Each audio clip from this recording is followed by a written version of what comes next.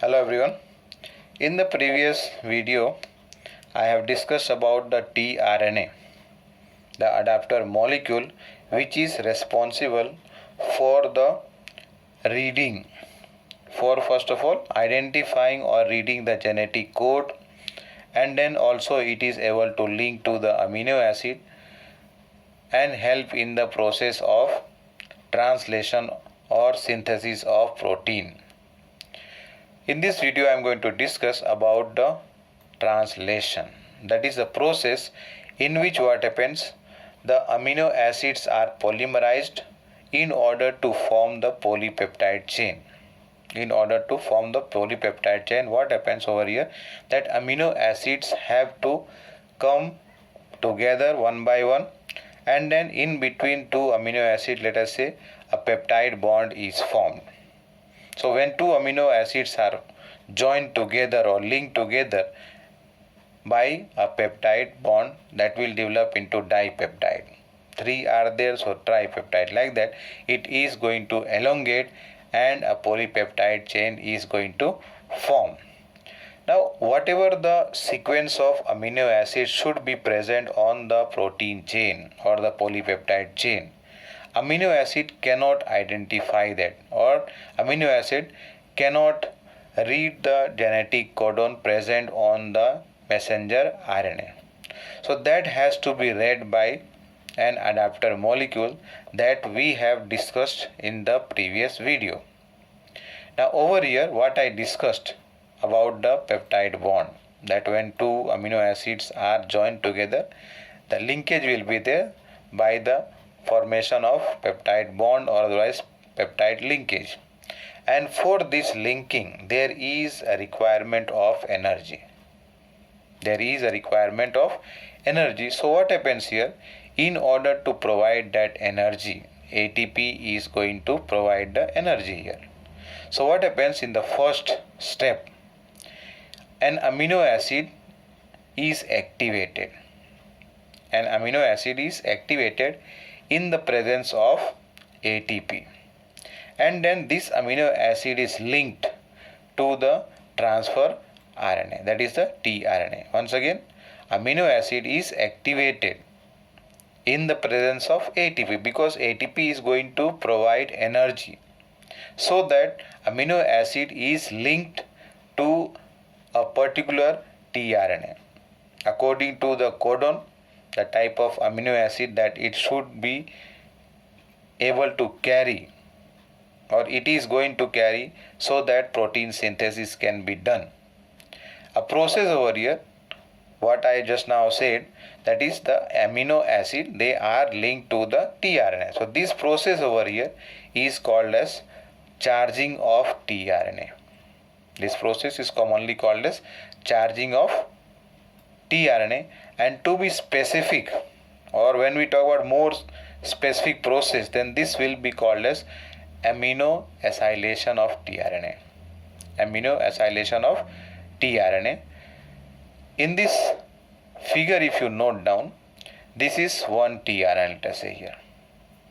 tRNA has a site at the end 3' and it is having a site for attachment of amino acid, and then at the extreme just opposite to the amino acid site where it has to attach to the tRNA is located the anticodon loop, and then the T loop and the D loop.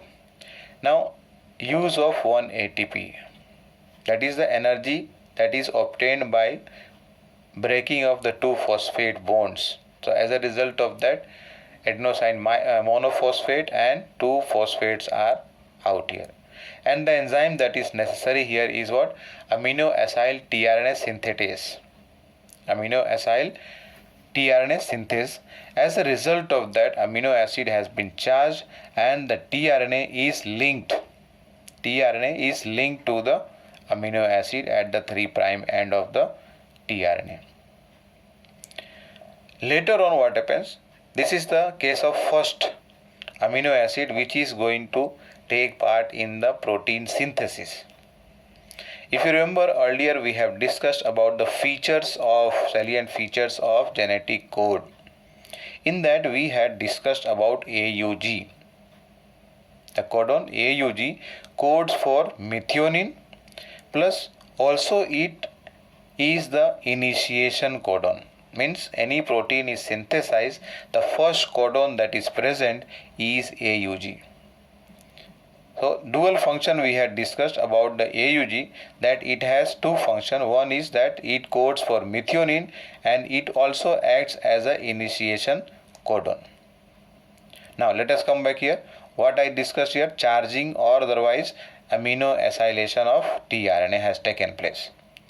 Now coming to when let us say two amino acids are brought near to each other or close to each other. So as a result, what will happen here, that in between the two amino acids a peptide bond is made.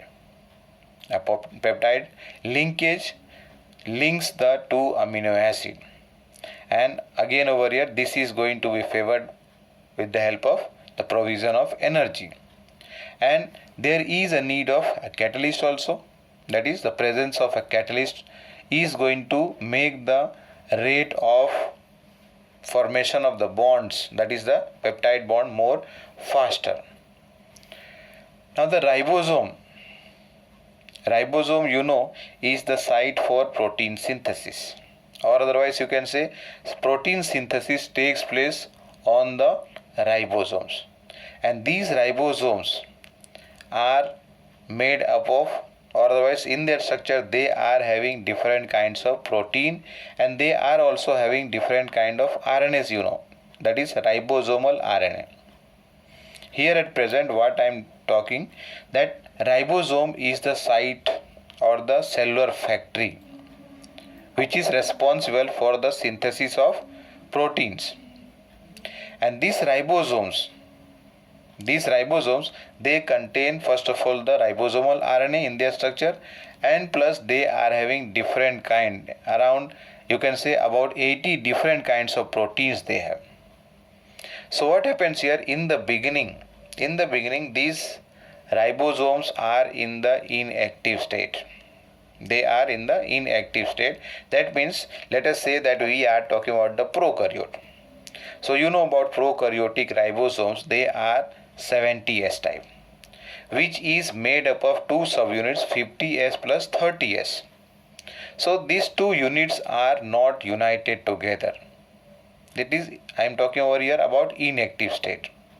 So at that time what happens, these two subunits are not in activated state. But suppose that they encounter, and especially over here the small subunit, let us say 30S ribosome, 30S, it is encountering the mRNA. The 30S ribosome has encountered an mRNA. Then what happens, the process of translation is going to begin, where what happens, both the subunits 50S plus 30S ribosomes come together and get linked with the messenger RNA, and then start the process of protein synthesis. Now over here in the large subunits, that is let us say over here 50S ribosome of prokaryote has two subunits. Two units are there, not subunit, two units are there or two sites are there, where what happens, the amino acid which are going to be joined one after the another in the protein chain or the polypeptide chain can bind to it, so that after one amino acid has joined by the polypeptide linkage, or otherwise you can say peptide bonding, then what happens, the amino acid which are present, which are linked to the larger subunit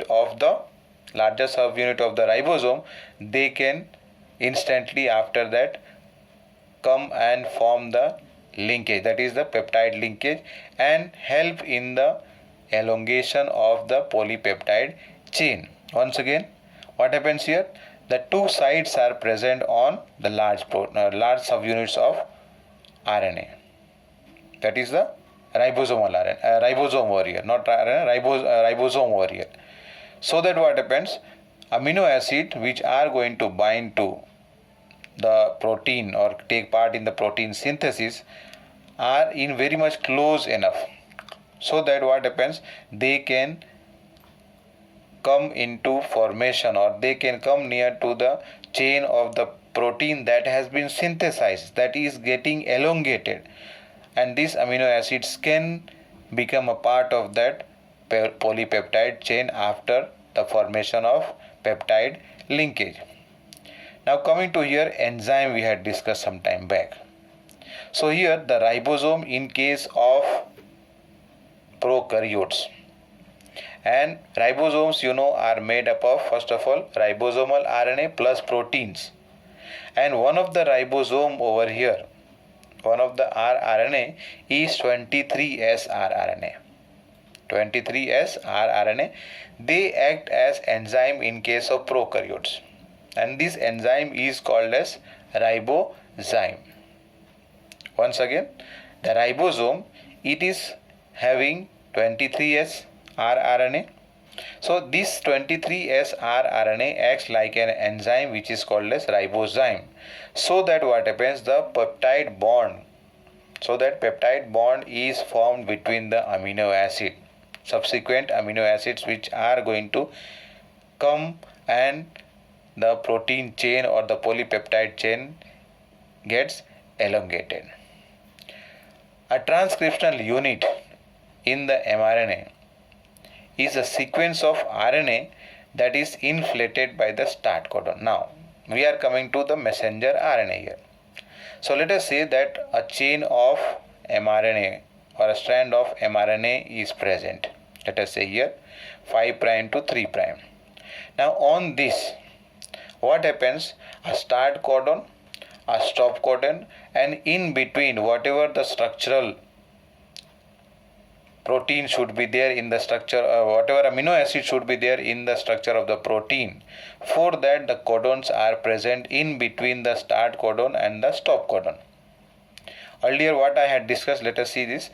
What happens here? The larger subunit of the ribosome and the smaller subunit. Let us say we are 50S and 30S. So when this smaller subunit come into contact or encounters the messenger RNA, at that time it becomes activated, and the larger subunit, that is 50S ribosome, come together and get attached to the messenger RNA. Now let us say over here one transfer RNA has brought the first amino acid. So as a result of that, what happens? This tRNA is going to come opposite to the start codon here. Let us say over here AUG is the start codon. So the anticodon that is present on the transfer RNA is UAC. And after that the second tRNA comes. Second tRNA is having its own amino acid. So the two amino acids are brought near to each other, as a result of which what happens? The peptide bond is found between the two amino acid. And here when the first amino acid has joined here, come onto the ribosome, that is called as over here as initiation. And one after another, the tRNAs bring the amino acid. And one by one, what happens? The polypeptide bonds are formed. Let us say here first amino acid, second amino acid, third, fourth, fifth, sixth, seventh, eighth, and 9. Now in between the 9 and 10th amino acid, the peptide bond has to form now here. And once the peptide bond is formed between the 9th and 10th over here, at that time the 10th tRNA has to wait there for some time until the next tRNA has brought the amino acid. Till then, this tRNA has to wait there, and this 9th tRNA is now free to go on. Now it will be able to bring or link first of all to another amino acid, and it can bring again to this mRNA or the ribosome, you can say, on which that mRNA has been attached, so that the protein can be further elongated. And at the end, when the stop codon comes, let us say one of the stop codon over here is UAG. So when the stop codon comes here, what happens? Another protein is there which is called as releasing factor. protein is present which is able to identify that this codon is not able to code for any amino acid, and so there will not be any transfer RNA which is going to code for any amino acid at this position. So what happens, this release factor, it makes the polypeptide chain detach, or it detaches the polypeptide chain from the ribosome, and that means what, the chain of the polypeptide has been now synthesized and it is free now in the cytoplasm where further changes has to take place. You have studied earlier in the earlier class primary structure, secondary structure, tertiary and quaternary structure. So here the sequence of amino acid present on the protein chain is going to decide about the primary structure. So that means primary protein is produced now here. Now this has to now take part in folding. Further folding has to take place so that it is going to achieve the secondary, tertiary and the quaternary structure, and then start or take up its responsibility of performing its function. Come back here. What I was talking about, translational unit I have discussed about here.